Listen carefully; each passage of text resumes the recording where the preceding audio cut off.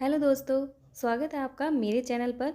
तो आज हम बनाने जा रहे हैं दम आलू की रेसिपी। बहुत ही फेमस ये रेसिपी है और सभी को लगता है कि दम आलू बनाना बहुत ही ज़्यादा टफ होता है, लेकिन आज मैं जिस तरीके से दम आलू आपको बनाना सिखा रही हूँ, बहुत ही आसान रेसिपी है।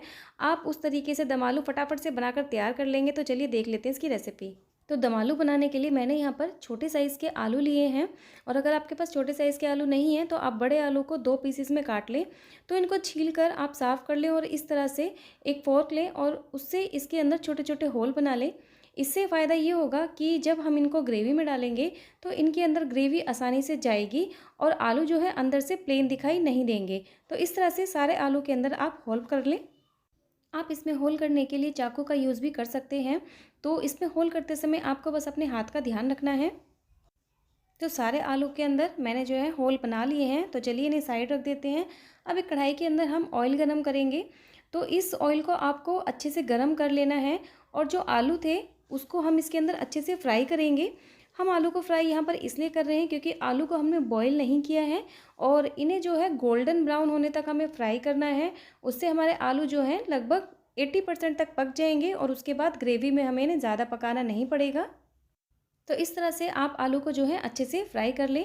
तो यहाँ देखिए आलू जो है हमारे गोल्डन ब्राउन हो चुके हैं। तो इस स्टेज तक ही हमें इन्हें फ्राई करना है।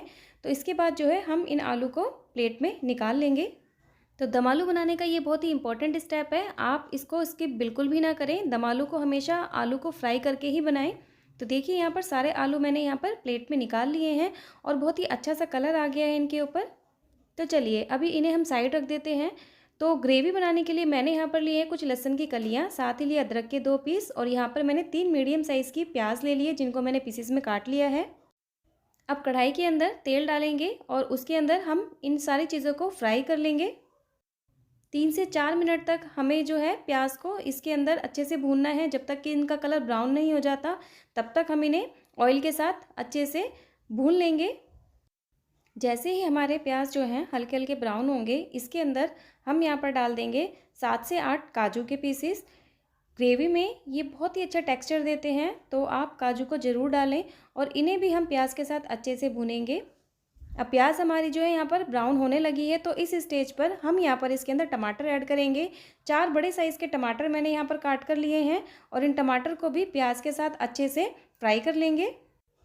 तो अब ये सारी चीज़ें जो है अच्छे से फ्राई हो चुकी हैं। 3 से 4 मिनट तक मैंने इनको अच्छे से पका लिया है। तो अभी हम इन्हें ठंडा होने के लिए रख देते हैं, उसके बाद हम इनकी प्यूरी बनाएंगे।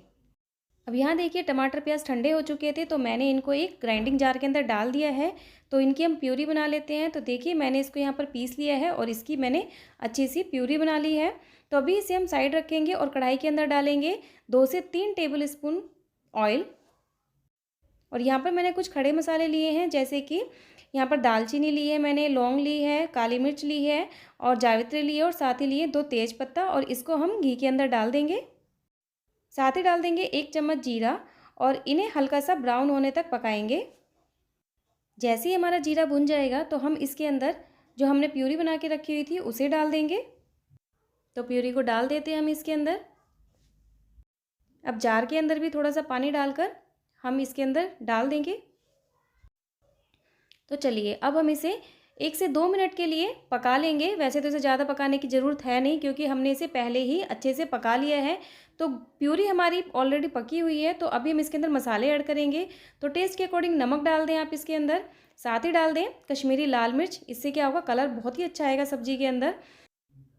जीरा पाउडर डाल दें इसके अंदर, साथ ही डाल दें 1 चम्मच सब्जी मसाला, और अब इसके बाद हम इसमें डाल देंगे 1 टेबल स्पून गरम मसाला। इन सारी चीज़ों को मिला लें अच्छे से और पकाएंगे इन मसालों को अच्छे से भुनने तक। 2 से 3 मिनट के लिए पहले आप मसालों को इस तरह से चलाते हुए अच्छे से पका लें, और जब हमें लगे कि हमारा जो मसाला है वो काफ़ी अच्छे से भुन चुका है, तब हम क्या करेंगे, इसको प्लेट से ढक देंगे और मसालों के तेल छोड़ने तक इनको अच्छे से पकाते रहेंगे। तो अभी हम इसके ऊपर एक प्लेट ढक देते हैं। तो देखिए 2 से 3 मिनट बाद मैंने इसे चेक किया है और हमारे मसाले देखिए अच्छे से पक चुके हैं। ऑयल छोड़ना शुरू कर दिया है मसालों ने। तो इसी स्टेज तक हमें इन मसालों को पकाना था। दम आलू बनाने के लिए मैंने यहाँ पर इसके अंदर हल्दी नहीं डाली है, मैंने बस कश्मीरी लाल मिर्च इसके अंदर डाली है। तो अगर आप इसके अंदर हल्दी डालना चाहते हैं तो आप डाल भी सकते हैं। तो अब हम इन मसालों के अंदर पानी ऐड करेंगे।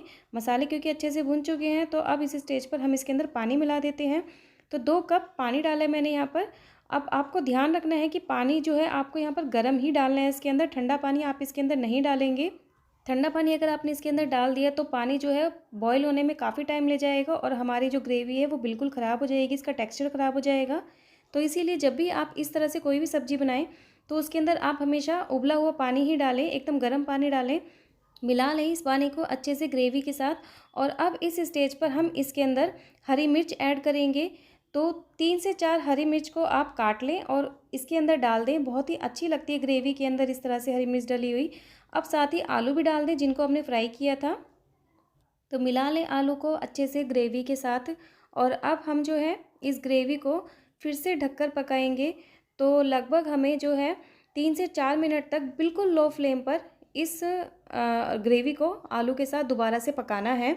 तो चलिए प्लेट ढक देते हैं इसके ऊपर हम। 3 मिनट तक मैंने इसे बिल्कुल लो फ्लेम पर पका लिया है और इसे चेक कर लेते हैं। तो देखिए दम आलू जो है हमारे बन चुके हैं परफेक्टली। आप इसको हाई फ्लेम पर बिल्कुल भी ना पकाएं, क्योंकि अगर हाई फ्लेम पर आपने इसको पका दिया तो इसकी ग्रेवी जो है पूरी ड्राई हो जाएगी। तो इसीलिए आप प्लेट ढक के इसको बिल्कुल लो फ्लेम पर ही पकाएं। तो देखिए सब्ज़ी हमारी यहाँ पर बिल्कुल बन चुकी है, एकदम परफेक्टली पक चुकी है। कलर एकदम परफेक्ट आया है हमारी सब्ज़ी के अंदर। बहुत ही आसानी से ये रेसिपी बन जाती है। आप इसे नेक्स्ट टाइम ज़रूर ट्राई कीजिएगा, सभी को बहुत ज़्यादा पसंद आएगी। तो अब इसके बाद हम इसके अंदर कटा हुआ हरा धनिया डाल देते हैं। अगर आप चाहें तो इस स्टेज पर कसूरी मेथी भी डाल सकते हैं, बस कसूरी मेथी को हल्का सा रोस्ट कर लीजिएगा।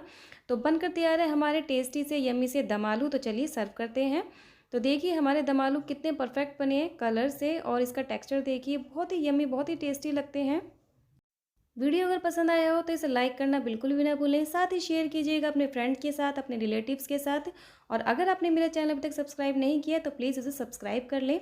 अब यहाँ देखिए जो हमारे दम आलू हैं मैं आपको काट कर दिखाती हूँ कितने ज़्यादा सॉफ्ट बने हैं, बहुत ही आसानी से टूट रहे हैं ये। देखिए इसी तरह के परफेक्ट आपके दम आलू बनेंगे। तो ट्राई ज़रूर कीजिएगा और मुझे कमेंट करके बताइएगा कि आपको मेरा ये वीडियो कैसा लगा।